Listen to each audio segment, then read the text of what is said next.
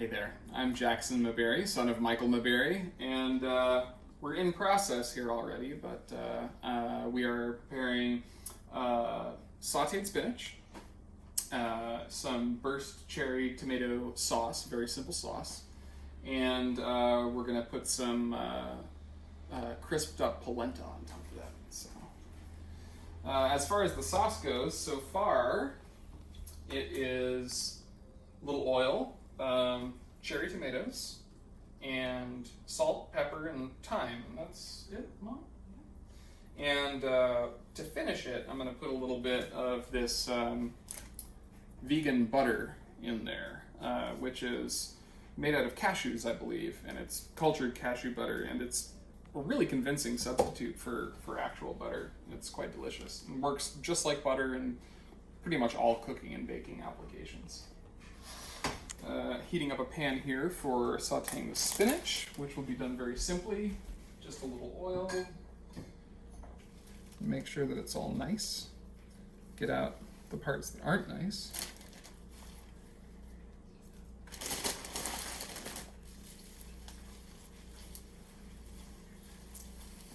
You could do this with other types of hearty greens too, like kale or collard greens or mustard greens, if you were so inclined. Even beet greens would be nice.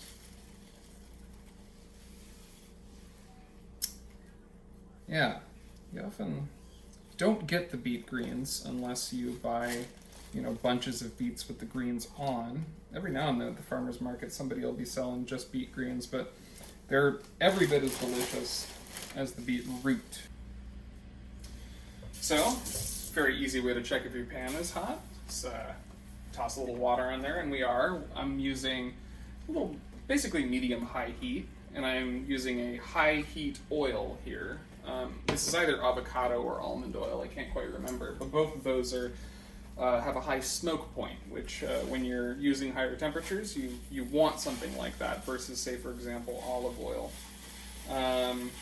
I've got more spinach than I have room for in my pan, so I'm going to do this in a couple batches. But basically, it cooks pretty fast. You just want to keep it moving so that nothing scorches, so that the leaves on top have time and opportunity to get down to the bottom where the heat is. And yeah, kind of just like a stir fry, but with one ingredient. Alright, so finishing up sauteing the second round of spinach here. I'll put it with the rest of it.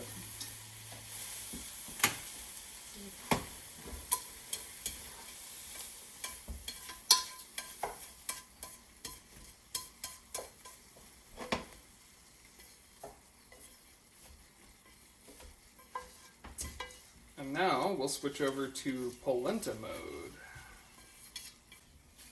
Alright, so this is white corn polenta, which is basically just Italian for grits. It's just ground corn, and you just more or less follow the instructions on the bag. Very easy to do. You just cook it in water for a little while with some salt. You can finish it, if you wish, with butter and cheese, although it's not strictly necessary. But when you first prepare it, it looks just like grits. It's you spoon it onto your plate. You dress it with some sauce. You maybe put something else on top of that, some veggies or some meat or what have you. But it sets up like this in the fridge. Almost looks like hapia.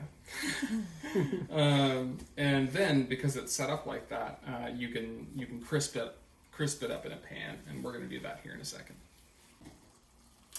Alright, so now we're going to crisp up the polenta. And so a non-stick pan is good for this, if you've got one. If not, you might just have to use a little more fat. Or if you have a well-seasoned cast iron skillet. I know it's kind of a difficult thing to come by, but if you've got the hang of it, good on you. Still going to add a little oil, of course. And then I'm going to place the pieces of polenta down in the pan. And it's already cooked, so there's not a whole lot you have to do. We just want to get some color and some texture on here.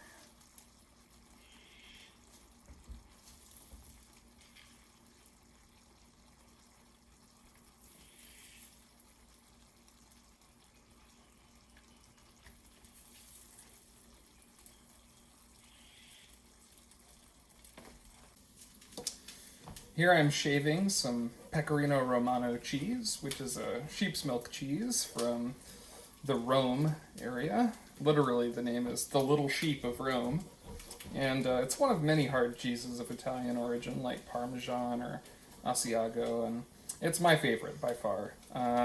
Great nutty flavor, rather salty, good stuff. We're going to put it on top of the dish later. Alright, so as you can see, I've flipped the polenta pieces, and we've gotten, every stove has its hot spots and low spots, so we've got some really nice gold, crispy bits on these pieces, a little less so over here, but, that's okay.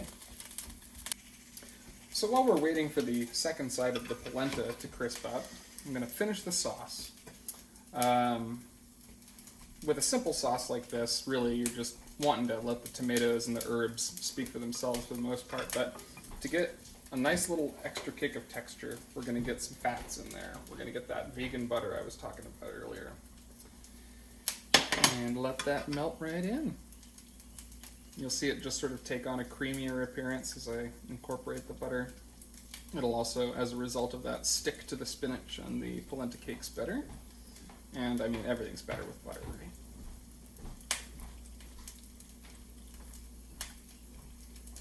Alright, time to plate.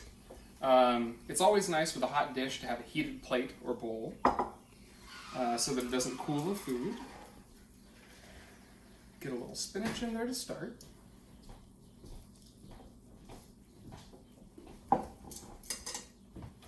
Then place our polenta.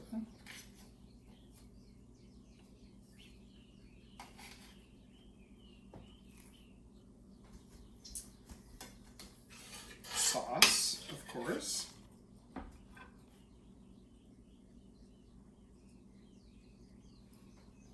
And finish with freshly shaved Pecorino Romano cheese. You can see it melting there a little bit as it hits the hot sauce. And freshly cracked pepper. Buon appetito!